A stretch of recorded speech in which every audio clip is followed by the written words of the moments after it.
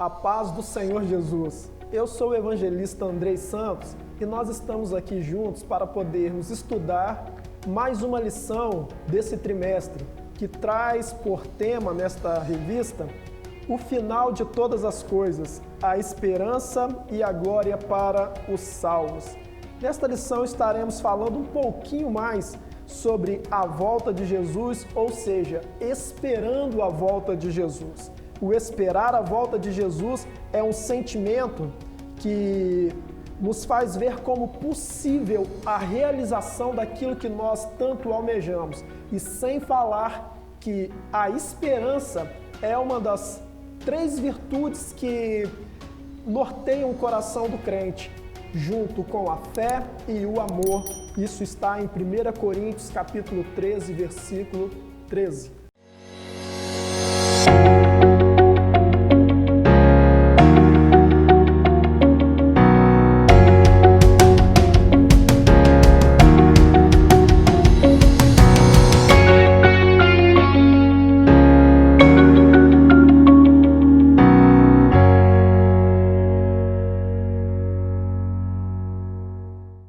Convido você na sua casa, onde você está nos assistindo, a curvar a sua cabeça e orar comigo. Nós estaremos fazendo uma oração para que o Deus Espírito Santo possa estar sendo o nosso ajudador, o nosso mestre, o nosso professor. Oremos. Senhor Deus, nós te glorificamos porque Tu és fiel, Senhor. Eu sei que Tu estás aqui porque estamos aqui, ó Pai, para falar da Tua palavra e nós carecemos, pedimos, ó Deus, que o Senhor neste momento seja o nosso ajudador, que o Senhor seja o ajudador, o mestre dos meus irmãos que estão agora nos assistindo, ó Pai, seja no seu televisor, no seu celular, que o Senhor possa estar ao lado deles, ó Deus. Ó Pai, que o Senhor possa estar conduzindo esta lição para que possamos atingir, ó Deus, a Tua revelação para o nosso coração e assim sermos mais fortalecidos por meio da Tua palavra, pois a Tua palavra, ela é poder e assim nós cremos em nome de Jesus. Amados, esta lição, ela foi ministrada no ano de 2016. Eu sei que vocês já buscaram, resgataram a sua revista aí. Nós estaremos falando da lição número 3, a volta de Jesus. Ela tem um textuário dizendo assim, e o mesmo Deus de paz vos santifique em tudo, e todo o vosso espírito e alma e corpo sejam plenamente conservados e irrepreensíveis para a vinda do nosso Senhor Jesus. Está em 1 Tessalonicenses, capítulo 5, versículo 23. Eu vou repetir com você e você vai ler comigo. Você que não tem a revista vai ter a oportunidade de pegar a tua Bíblia e abrir comigo. 1 Tessalonicenses, capítulo 5, versículo de número 23. Diz assim: e o mesmo Deus de paz vos santifique em tudo, em todo o vosso espírito e alma e corpo sejam plenamente conservados, irrepreensíveis para a vinda do nosso Senhor Jesus Cristo. Eu já queria ressaltar para vocês aqui que esse processo da santificação, ele começa de forma interna na vida do crente. Olha o que o versículo ele diz para nós, que o mesmo Deus de paz vos santifique a partir do homem espiritual, partindo para a alma e sendo mostrado no nosso corpo, através das nossas atitudes, no nosso comportamento, no nosso corpo físico. A verdade prática diz assim, com relação à volta de Jesus, só há 2 tipos de crente, os que serão arrebatados e os que ficarão.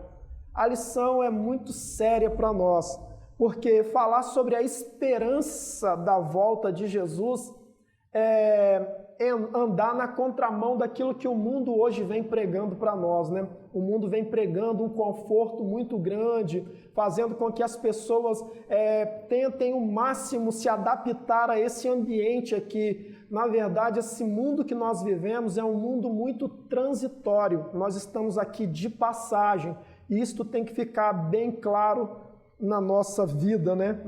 Que nós não venhamos perder esse foco de que aqui é algo transitório. Nós teremos a oportunidade de muito em breve partir e estarmos com o nosso Senhor em glória. A leitura bíblica em classe, ela se encontra no Evangelho de Mateus. É proposital essa demora para que você consiga achar aí na tua Bíblia, Mateus capítulo 24, Mateus capítulo 24, versículo 42 ao 46. Diz assim: vigiai, pois, porque não sabeis a hora que há de vir o vosso Senhor, mas considerai isto: se o pai de família soubesse a que vigília da noite havia de vir o ladrão, vigiaria e não deixaria que fosse arrombada a sua casa.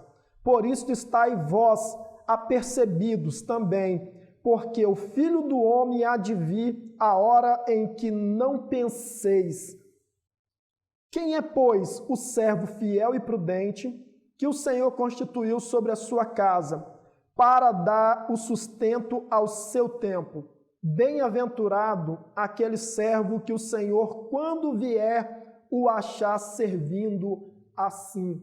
Então, essa nossa leitura bíblica em classe, ela deixa uma palavra aqui muito forte para a gente, que é a questão do vigiai, ou seja, patrulhar, guardai, espiai, observai, olhai. A Bíblia está dizendo para a gente: fique atento, porque não há uma hora certa. Jesus não deixou marcado no calendário para que a gente pudesse saber o dia com exatidão em que ele viria, mas ele deixou esta palavra dizendo assim: vigiai, estai sempre atento, sempre observando, né, os acontecimentos. E eu acho que essa lição, ela vem justamente num período em que todos nós estamos muito atentos a tudo que está acontecendo.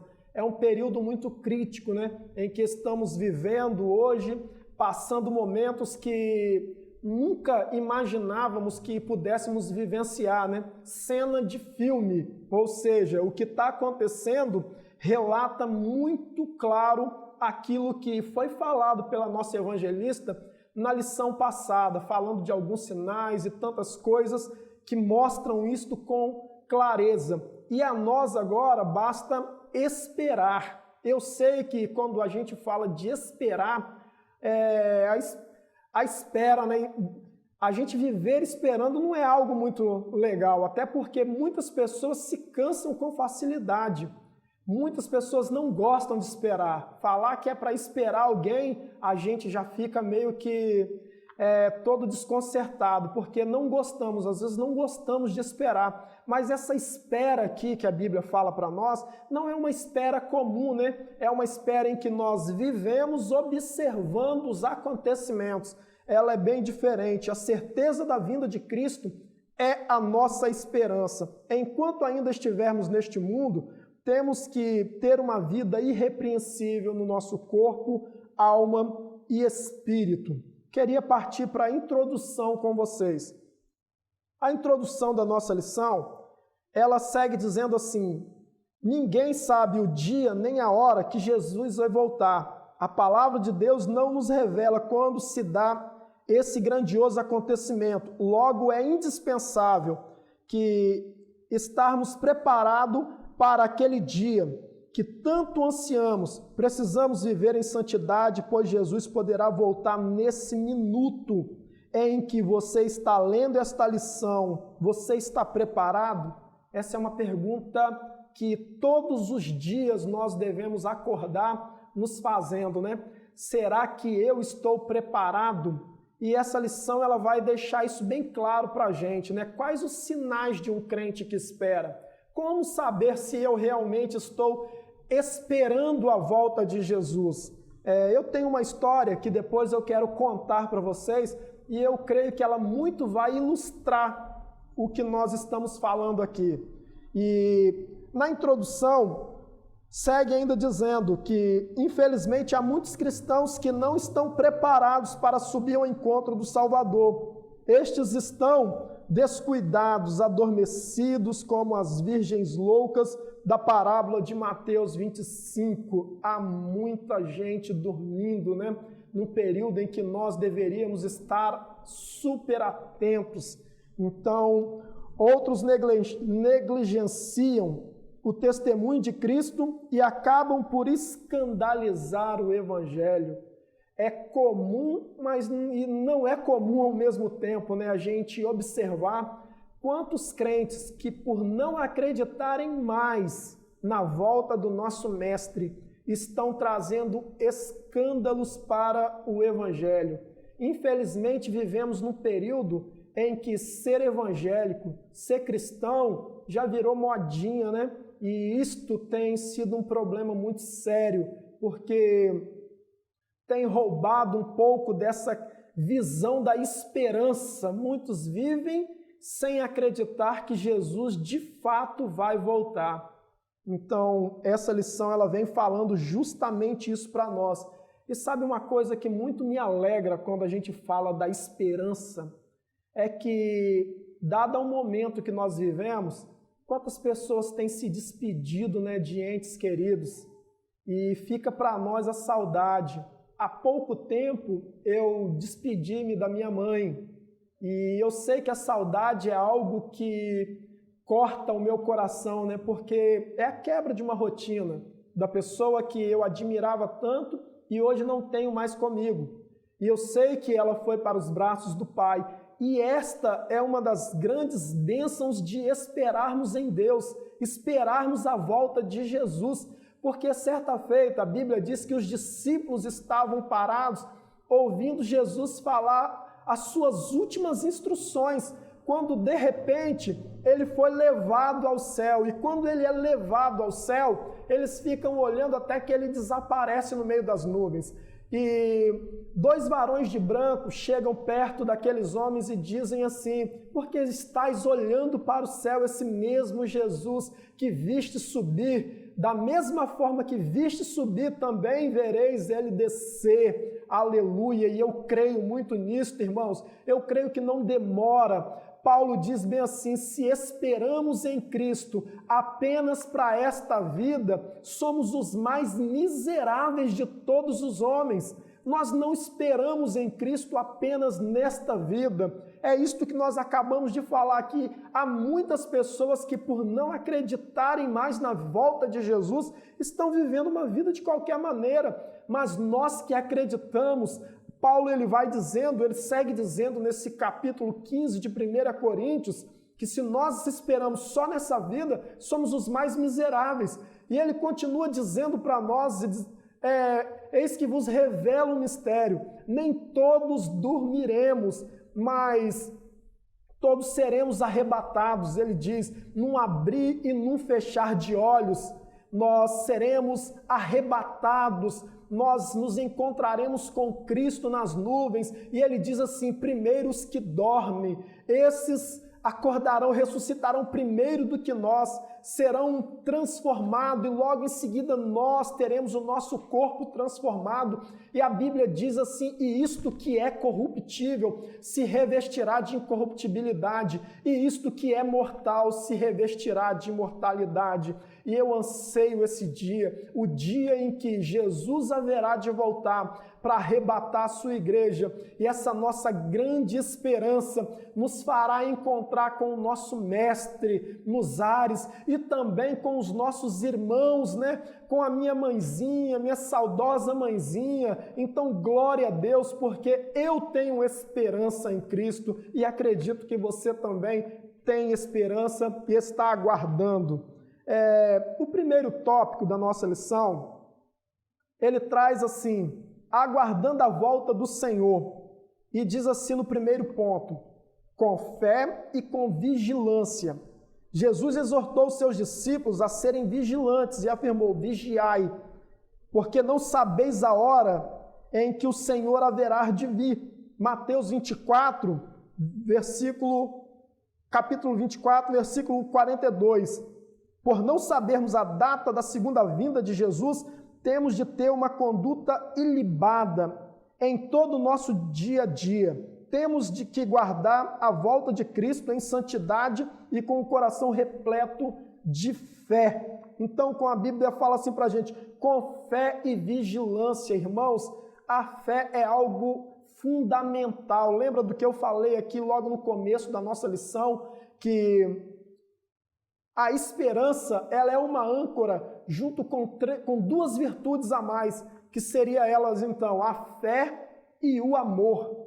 Ou seja, a fé é um dos fatores fundamentais para quem espera. Sabe por quê? A fé é a firme certeza das coisas que não vemos, mas que, porém, aguardamos, que nós cremos. E eu creio que Jesus é real. Eu creio que o céu é de verdade, irmãos. Por isto, eu tenho fé no meu coração. E a fé me faz esperar em Deus. Sabe, quando a gente vê um crente que não tem fé, é um crente desesperançoso.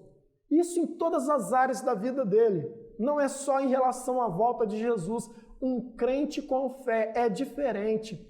A fé, para um judeu, é chamada de emunar. O emunar é uma certeza concreta, onde não pode haver nenhuma variação de dúvida. Nada consegue chocar a fé. Então, quando nós falamos de fé, nós estamos falando de algo sólido. E todo crente que tem fé no seu coração, ele continua esperando a volta de Jesus.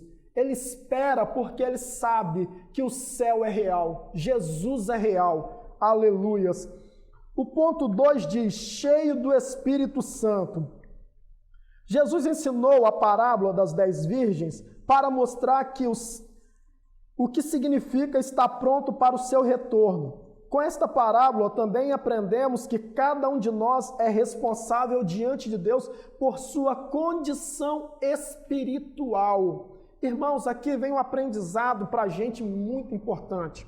A parábola das 10 virgens retrata uma igreja que, quando você para olhar, alguns falam duas igrejas, né? A igreja, conforme a Bíblia diz, das virgens prudentes e das loucas, né? Daquelas que, infelizmente, ficam por conta da falta do azeite.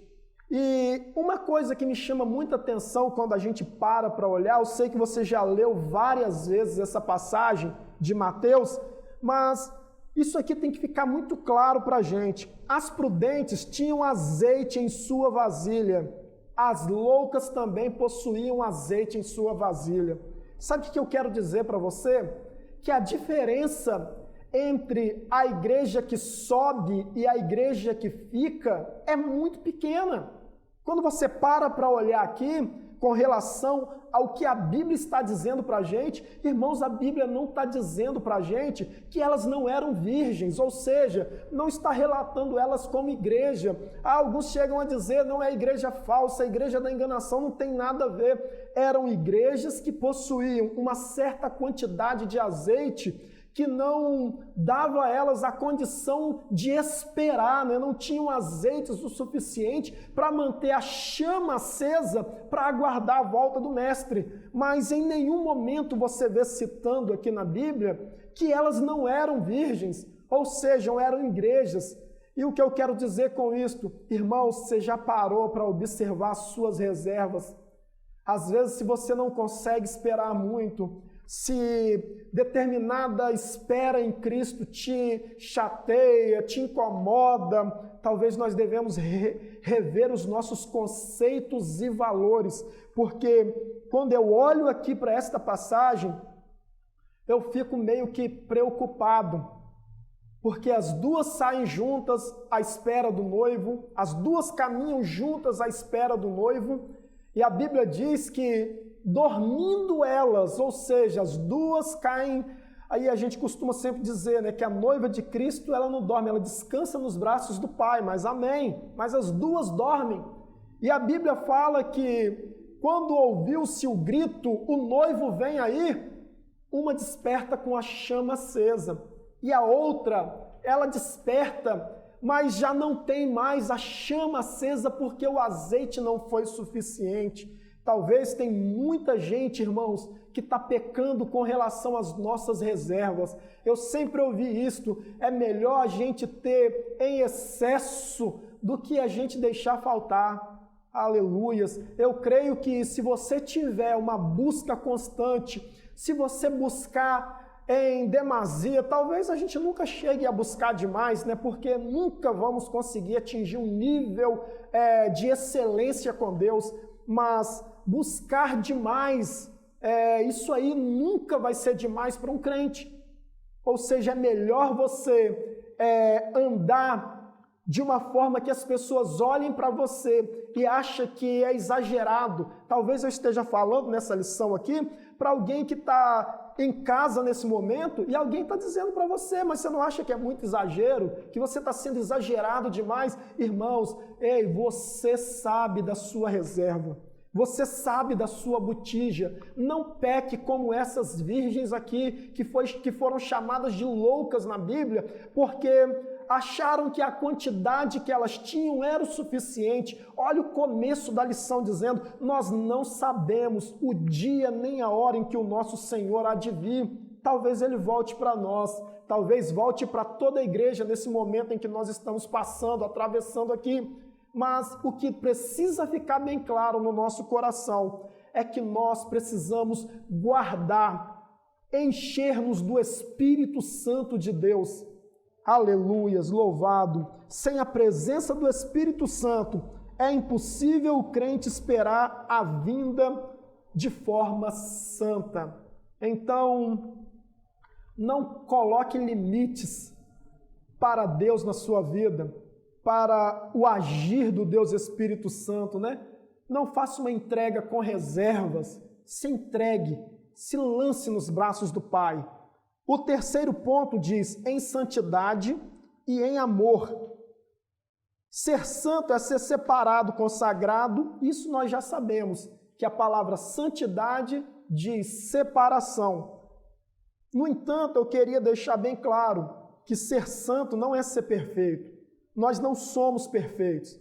Nós buscamos em Deus uma perfeição. Mas sabemos que enquanto vivemos aqui, não conseguiremos, né? Porque Paulo deixou bem claro, isto que é corruptível. Ou seja, nós temos um corpo de pecado. Eu sei que sarado, restaurado, através do sangue de Jesus Cristo. Mas enquanto vivemos aqui, Paulo diz, o nosso corpo, ele está predestinado à morte. Vivemos em um estado corruptível por conta do estado do pecado. Eu sei que foi sarado na cruz do Calvário em Cristo Jesus, mas o que eu estou dizendo, que uma das maiores virtudes aqui dizendo com relação à santidade, sabe como que a lição nos está fazendo enxergar santidade aqui?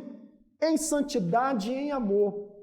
A medida da santidade, ou seja, a forma de você conseguir medir a quantidade de santidade, ou seja, o quanto você está sendo separado, é o quanto você ama. Ou seja, o amor é o que nivela, né? É o contrapeso aqui com relação à santidade, quando fala em santidade e em amor. O amor é o que nivela para a gente entender o quanto a gente está conseguindo entrar nessa santidade que a Bíblia fala para nós. Às vezes nós achamos que a santidade é algo tão individual, a Bíblia fala que em santidade e em amor. E se você parar para olhar, para um judeu, logo lá no comecinho, né, quando saíram do Egito, para eles haviam 613 mandamentos. Deus resume esses 613 para Moisés em 10 mandamentos, né? E eles tinham 613 leis. E Moisés, ele vai, em Deus, ele consegue resumir isso para os 10 mandamentos. E a Bíblia fala que Jesus, no Novo Testamento, ele ainda consegue resumir ainda mais, dizendo amarás ao teu Deus acima de todas as coisas e o teu próximo como a ti mesmo. Ou seja, para essas 613, 10 mandamentos, Jesus falando de forma mais compacta dos 10 mandamentos, ele diz que o amor, ele está na frente de tudo. Olha só, em santidade, não esqueça do amor. 613 leis, não esqueça do amor, né? Que a Bíblia está dizendo para a gente aqui. Jesus resume tudo falando que o amor é a medida que um crente deve sempre estar balanceando, né? Sempre estar colocando em xeque. O quanto nós amamos, ele indica o quanto nós estamos vivendo uma vida separada, porque João, ele diz assim, ninguém pode dizer que ama a Deus, ninguém pode dizer que está com Deus, se não ama o seu próximo. Então, o amor é algo importantíssimo. E eu queria passar para o segundo tópico, falando atitudes errôneas diante da vinda de Jesus, ignorar a vinda de Jesus. Certa vez, ao ensinar a respeito do seu retorno, Jesus contou uma parábola sobre um servo fiel e prudente e um servo mau. Quem é o mau servo? Jesus mostra que é aquele que diz, o meu Senhor tarde virá. Então este passa a viver de modo negligente, desatento, maltratando seus conservos e completamente alheio à vontade do seu Senhor. Muitos, infelizmente, estão vivendo como mau servo a parábola. Porém, a este diz, o Senhor virá, daquele servo num dia em que não espera a hora, em que ele não sabe, e separá-lo-á e destinará a sua parte com os hipócritas. Ali haverá pranto, ranger de dentes. Nestes tempos de sinais evidentes da proximidade da vinda de Jesus, há muitos que estão brincando de ser crentes, ignorando a iminente volta do Senhor e agindo como mau servo. Viva com responsabilidade, siga o exemplo do servo fiel, jamais negligencie a obra de Deus, nem se embarace com as coisas desse mundo. Antes de virar a página aqui da minha lição, eu disse a vocês que eu tinha uma historinha que muito se encaixava com esta lição. E eu vou tentar contar ela de forma muito rápida. Em um dos livros de Max Lucado, Nas Garras da Graça, ele conta a história de um pai, um rei, né, sendo mais exato, que possuía 5 filhos. E esses 5 filhos dele, ele sempre dava a eles conselhos, pois eles moravam num belo palácio, porém, próximo ao palácio dele passava um rio muito bravio. Um rio com águas muito agitadas, correntezas fortíssimas. E a história segue dizendo que o pai dizia aos seus filhos, olha, de tudo que vocês têm aqui, por favor, não encoste nesse rio.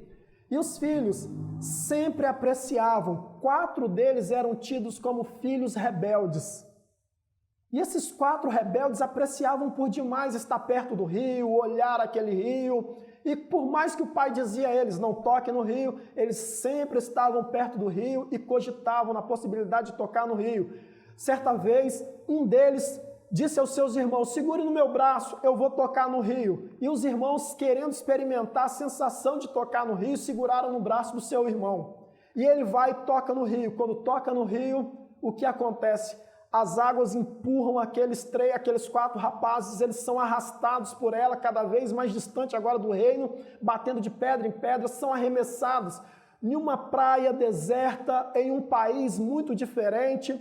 E quando eles acordam ali naquela praia, eles começam a observar que foram parar em um país distante de tudo, em um país inóspito, onde nativos viviam no meio de uma mata próximo àquela praia, e agora eles sentam na beira da praia e ficam olhando para o rio e pensando, e às vezes falando entre si, o quão distante eles estavam de casa, o quão distante eles estavam do reino do seu pai. E ali eles fazem um propósito, olha, nós erramos, tocamos no rio, viemos parar longe de casa, mas vamos fazer uma coisa, vamos acender uma fogueira e vamos ficar aqui na praia sentados, porque eu sei que o nosso pai, Ele haverá de nos buscar, de mandar socorro para nós. Ele vai vir, Ele vai nos ajudar, Ele vai ter piedade de nós, misericórdia de nós, seria a palavra, e vai nos buscar. E a história diz que a primeira noite eles passaram ali conversando do que haviam feito, passou o segundo dia, os dias foram passando, até que quando eles dormem e acordam pela manhã, só havia 3 irmãos na praia. E agora eles saem caçando um deles. E quando eles entram na mata, veem que um dos irmãos, o 4º irmão, estava no meio da mata agora, fazendo cabanas, estavam junto com os nativos, agora querendo se assemelhar a eles e construindo para ele uma cabana. E a história vai dizendo que os irmãos chegam perto dele e diz assim: ei, por que saiu da praia? E ele já começa a dizer: eu cansei de esperar, eu não vou mais esperar. Passou-se muito tempo e eu acho que a nossa vida tem que seguir. Eu não posso ficar só esperando na beira da praia. Eu tenho que viver. E resolvi fazer a minha casa aqui. Estou fazendo uma belíssima casa para mim. E os irmãos começam a dizer: você não pode mais fazer isso, vão voltar com a gente. E aí quando tentam puxá-lo, ele diz: me solte, eu decidi, eu vou viver aqui na mata. Esse é o meu lugar. E os irmãos voltam para a praia, e ao chegar na praia, quando sentam, um levanta e diz assim: olha, sabe de uma coisa? Eu vou voltar para lá e vou ficar bisbilhotando a vida do meu irmão. Alguém tem que ficar olhando para ver quantas atitudes erradas ele está cometendo, quantos erros ele está praticando. Eu vou ficar lá escondidinho, olhando e vigiando a vida do meu irmão, porque meu pai precisa saber de tudo que ele está fazendo. Eu sei que quando o pai vier nos resgatar e olhar e ouvir as histórias do que o meu irmão está fazendo, ele vai entender que os meus pecados não são nada diante dos pecados do meu irmão. E a história diz que os irmãos tentam impedir, mas não conseguem. O outro vai, sobe numa barreira e fica vigiando agora a vida do irmão. E 2 ficam na praia. E eles dormem, passa mais uma noite, dormem.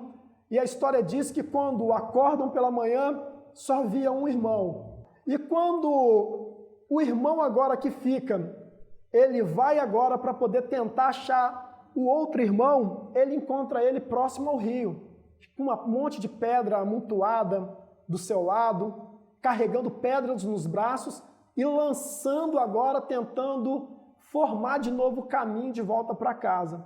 E o irmão diz para ele: ei, você está vendo que a gente não vai conseguir? Por que você está aí amontoando pedra? Ele diz: olha, eu pequei tanto que a única forma de voltar para casa agora seria se eu mesmo reconstruísse o meu caminho de volta. E o irmão tenta convencer ele a não fazer aquilo. E mesmo assim ele acha que ele estava certo, que ele deveria construir o caminho dele de volta, e só assim ele obteria o perdão do seu pai.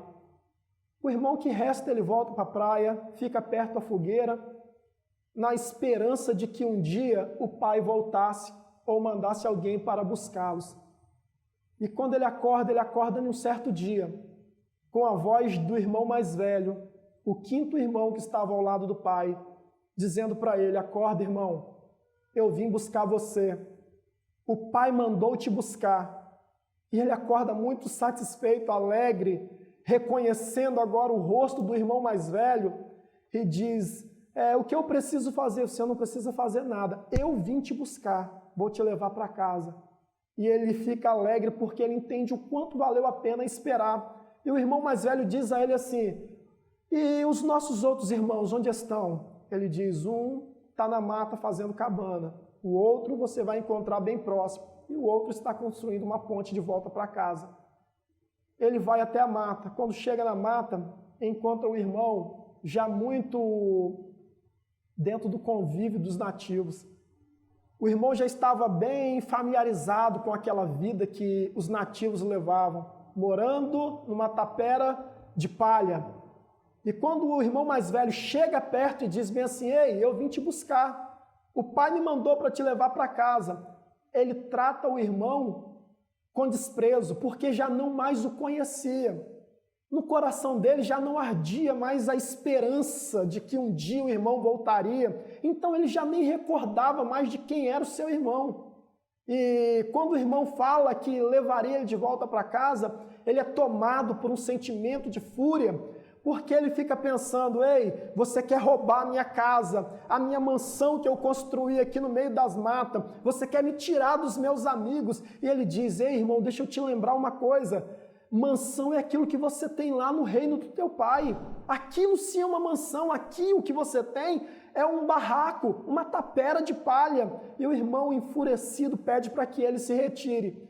E quando ele vai saindo, encontra, não muito distante, o outro irmão dizendo para ele, vem cá, eu sabia que você viria, por isso eu passei o tempo todo da minha vida esperando você voltar, e ao mesmo tempo que te esperava, eu ficava observando a vida do meu irmão para te contar quantos erros ele cometeu. E o irmão mais velho olha para ele e diz, mas eu não quero saber dos erros do nosso irmão, dos erros que ele cometeu. Eu vim aqui para falar dos erros que você cometeu. E ele olha para o irmão mais velho e diz, não, mas os meus erros são muito pequenos em vista dos erros que o meu irmão vem cometendo. E o irmão mais velho diz, mas eu não quero falar a respeito dele. Eu vim para falar de você. E ele diz, então me deixa. Porque se você não quer ouvir os erros que eu tenho visto dos meus irmãos, então eu não vou embora com você, eu vou continuar aqui vigiando a vida do meu irmão. Mais um que perde a esperança por botar o foco em coisas erradas. E quando ele volta agora, ele encontra o irmão amontoador de pedras no rio, tentando construir uma ponte para voltar para casa. E a história diz que ele para perto do irmão e diz, ei, você está todo machucado, o que você está tentando fazer? O irmão olha para ele e diz assim, olha, eu sei quem você é, eu te conheço, porém, eu estou construindo o meu caminho de volta. E o irmão diz, você não precisa construir o seu caminho, porque o seu caminho sou eu vim te buscar.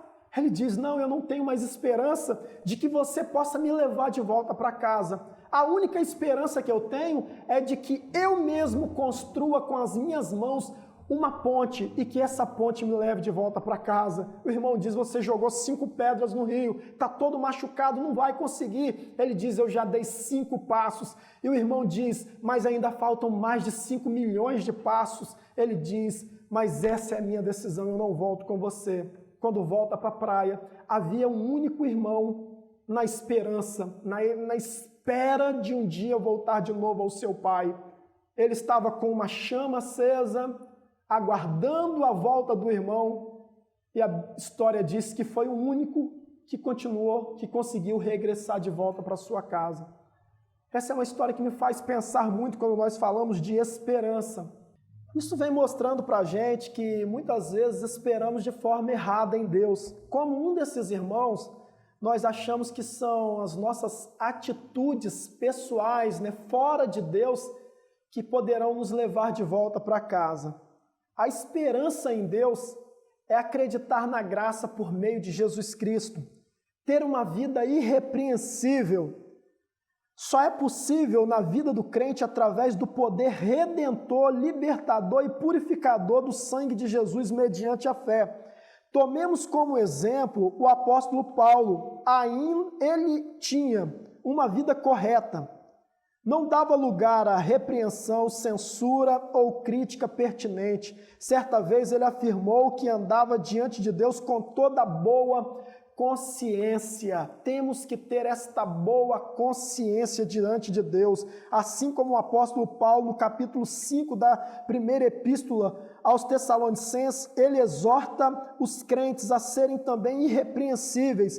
E o mesmo Deus de paz vos santifique em tudo, em todo o vosso corpo, alma e espírito, sejam plenamente conservados, irrepreensíveis para o dia da vinda do nosso Senhor Jesus Cristo.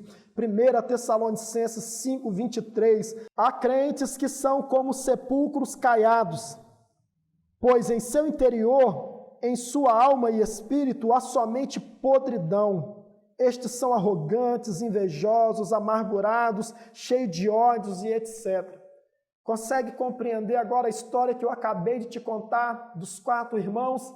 O irmão que decidiu fazer tendas, o irmão que decidiu vigiar a vida do irmão enquanto esperava, o irmão que decidiu não mais esperar, amontoar pedras, e o único irmão que decidiu, optou em sentar na praia, acendeu uma fogueira e aguardar a volta do seu irmão ou o retorno do seu pai. Não dê lugar à carne, é o segundo ponto. Atualmente, muitos crentes estão se aproveitando da liberdade cristã para dar ocasião à carne. Muitas igrejas não passam de clubes religiosos, onde não se vê compromisso nem santidade, incham em número, porém não crescem na graça e conhecimento. Essa aqui é a típica história do irmão fazedor de cabanas. Ele se habituou, a viver no meio dos nativos. Ele entendeu que ele tinha que viver o momento. E quantas pessoas estão esperando a volta de Jesus desta forma? Não dá lugar à carne, irmãos. Não quer dizer que devemos ser também. Na época de Jesus havia um grupo que era chamado de essênios. Esses homens eles abriam mão de tudo que era conforto. Eles não se alimentavam das coisas que eram comum a um judeu comer, porque eles achavam que tudo também era satisfação da carne. Eles caçavam cavernas para morar, eles se vestiam de forma bem. Eu estou dizendo para você que não são esses exageros também não dar lugar à carne, mas quando falamos de não dar lugar à carne, estamos falando de não viver apenas em prol da satisfação daquilo que é externo, ou seja, buscarmos mais alimentar o homem espiritual. Aquele fazedor de cabana retrata bem essas atividades de uma pessoa, talvez de irmãos, que estão vivendo sem compromisso com o pai, sem compromisso com o filho, já não tem mais esperança na volta de Jesus. E por isso vivem de qualquer maneira. Havia um grupo também na época de Jesus chamado Saduceus.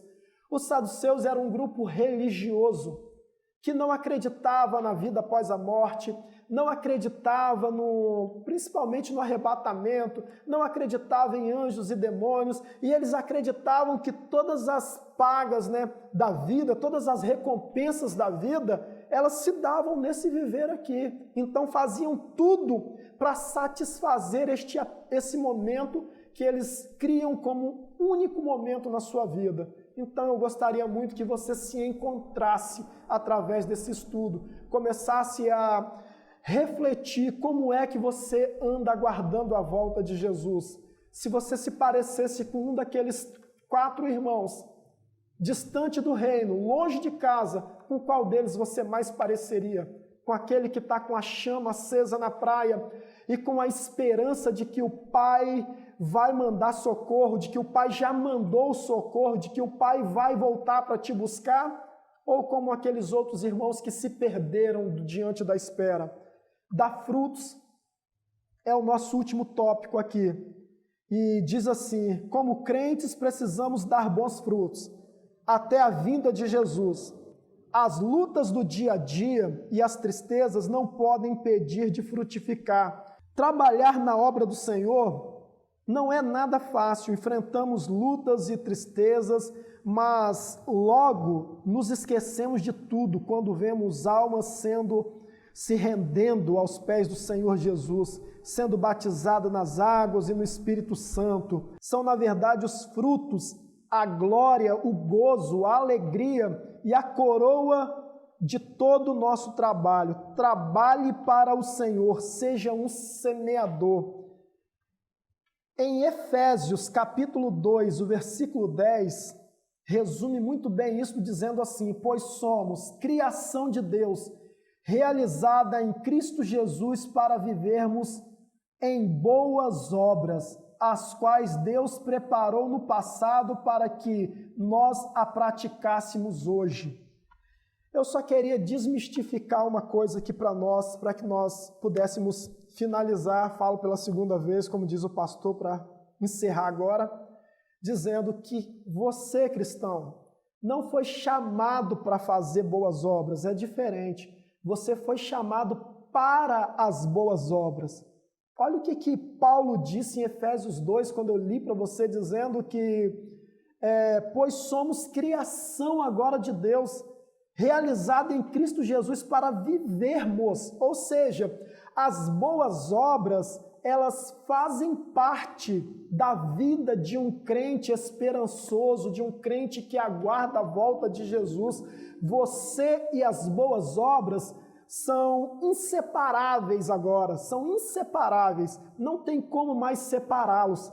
Quando nós falamos de um cristão verdadeiro que aguarda a volta de Jesus, que está ansioso pela volta de Jesus, nós entendemos que é um crente que não se esforça para fazer boas obras, porque as boas obras fazem parte agora do seu caráter, né? Estão dentro dele. Então, é nisto que eu glorifico o nome do Senhor. Ainda existem muitas pessoas para ser salvas. Muitas estão esperando para ouvir a respeito do Evangelho.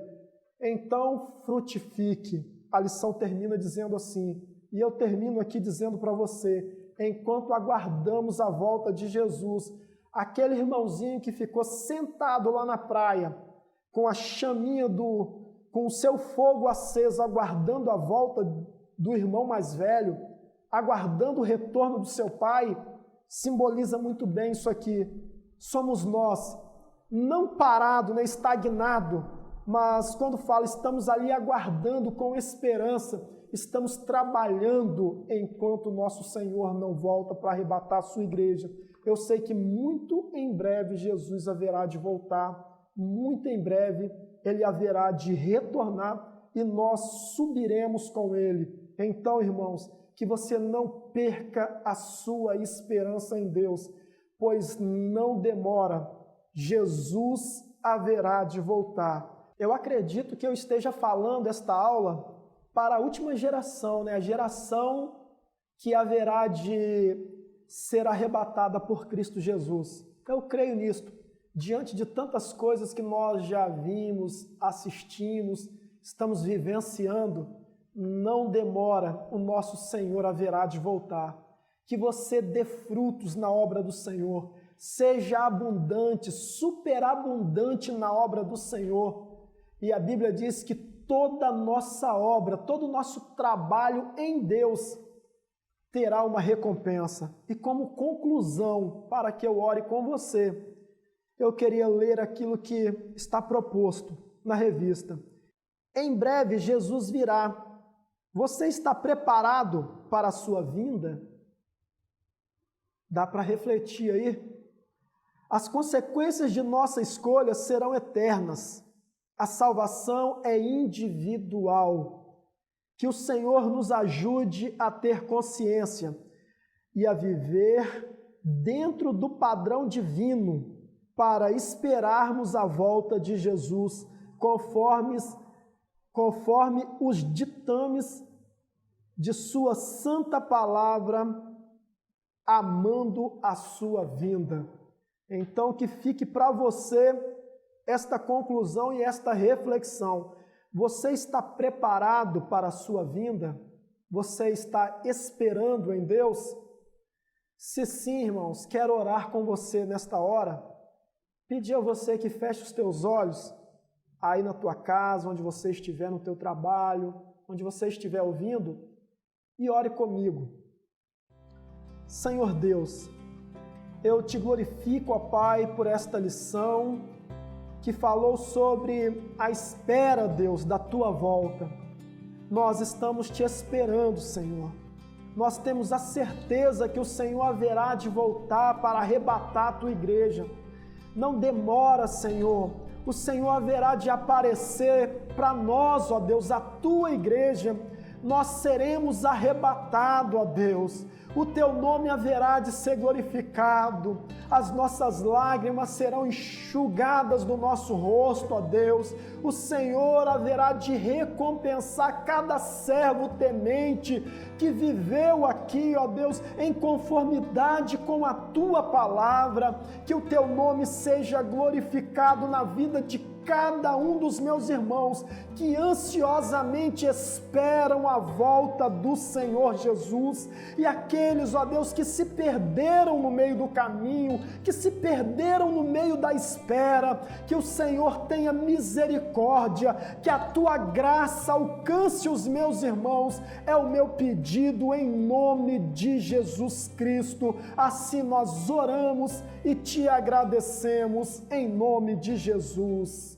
Irmãos, eu queria agradecer a todos vocês que permaneceram conosco, ligadinhos, antenados aí no nosso estudo. Que Deus abençoe a cada um, em nome de Jesus, e a paz do Senhor Jesus a todos. Amém.